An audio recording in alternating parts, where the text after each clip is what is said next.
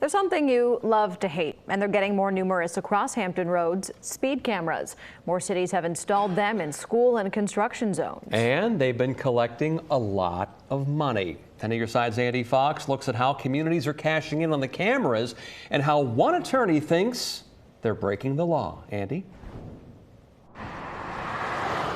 If traffic enforcement cameras have a top critic, it would be Virginia Beach attorney Tim Anderson. If the city's breaking the law to make money on the citizens, it's a money grab. And that's what we're alleging. Anderson's going to court, challenging speed cameras in construction and school zones. The Virginia Code states any prosecution shall be instituted and conducted in the same manner as prosecution for traffic infractions.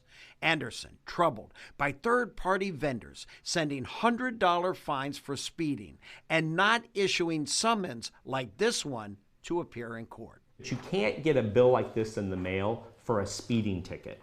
That has to be done through the courts. That's what the General Assembly said, and the cities just aren't following the rules. The third-party vendor sent this $100 ticket to the driver of this white car, allegedly speeding on George Washington Highway in March, doing 48 in a 25-mile-per-hour school zone, 23 over.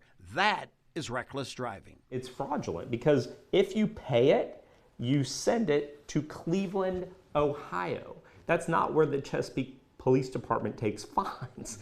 The fines go through the courts. And make no mistake, the traffic enforcement cameras are bringing in millions. Since April 2022, Chesapeake brought in $9.8 million through mid-June, and over in Suffolk, $14.1 million through July. And if you're not going to follow the rules and you're going to do it simply to make money, it's a money grab. Suffolk Mayor Mike Newman. Tim Anderson says money grab. I think Tim's mistaken. This is about safety. Now, I believe he's making a case as to the legal process and whether there's a point of contention there. There may be, but from an intent standpoint, this had nothing to do with money. But according to Suffolk's Public Safety Committee that oversees the program, through July 31st, revenue collected $13.4 million, vendor paid $3.5 million, uncollected revenue about $5.6 million. The available funds distributed to safety programs in the city. But to go online and communicate with our Public Safety Committee those needs that they may have in their neighborhood. Funds went to build this new crosswalk between Kings Fork High School and Middle School. Suffolk has a new bomb detection dog named Crash. Several safety programs, projects now underway. Mayor Newman says $1.3 million already spent.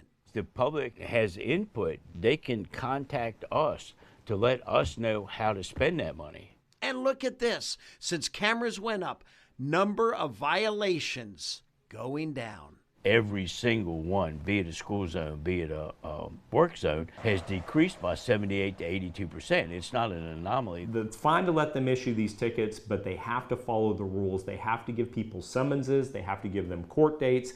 The people have to pay the money to the courts, not to this company up in Maryland. And people have to be given due process. Now, tomorrow, Suffolk is asking Tim Anderson's case be dismissed, claiming sovereign immunity and that the city is not out of compliance. Anderson argues Virginia law does not allow photo speeding tickets to be administered the way Suffolk is now doing it. I'm Andy Fox, 10 on your side.